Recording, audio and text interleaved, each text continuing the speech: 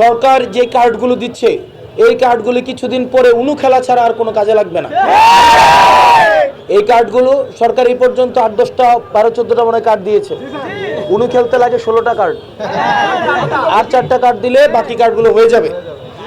মানুষ এখন আর এইসব কার্ড চায় না। মানুষ চায় এখন মানুষ চায় সিকিউরিটি কার্ড, মানুষ চায় জাস্টিস কার্ড, মানুষ চায় এমপ্লয়মেন্ট কার্ড। মানুষকে আপনারা এমপ্লয়মেন্ট কার্ড যদি না দেন, মানুষ জাস্টিস কার্ড চায়, মানুষ সুবিচার চায়, মানুষ কর্মসংস্থান চায়, মানুষ এখন নিরাপত্তা চায়। আমরা দেখলাম ল অ্যান্ড অর্ডার সিচুয়েশন সারা বাংলাদেশে যে নাজুক পরিস্থিতি সৃষ্টি হয়েছে, এভাবে চলতে থাকলে আমাদের কাছে আসলে মনে হয় মাঝে মাঝে আমরা কি বিএনপির আমলে আছি নাকি আওয়ামী লীগের আমলে আছি, এটা পার্থক্য করা আমাদের জন্য দুর্বিষহ হয়ে যায়।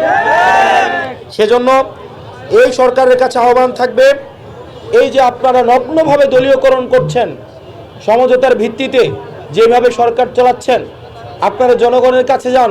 3 মাসের মাথায় স্বরাষ্ট্রমন্ত্রীকে ভুয়া ভুয়া শুনতে হয়। 3 মাসের মাথায় আমরা তো পুলিশ প্রোটোকল ছাড়া, পুলিশ তো আপনাদের সামনে থাকে পুলিশের গাড়ি, আর এখন পুলিশের গাড়ি আমাদের পিছনে থাকে, আমাদেরকে এখন দড়ির উপরে রাখে, আর আপনাদের সামনে থাকে পুলিশের গাড়ি 3টা।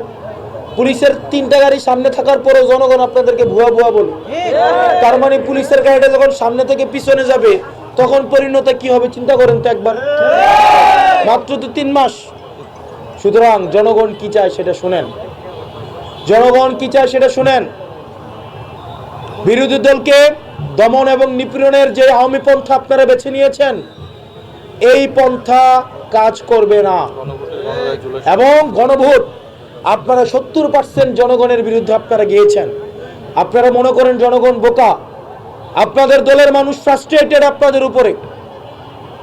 আপনাদের দলের মানুষরা আমাদের কাছে এসে আমাদের কাছে এসে দুঃখ করে যে কার জন্য পরিশ্রম করলাম,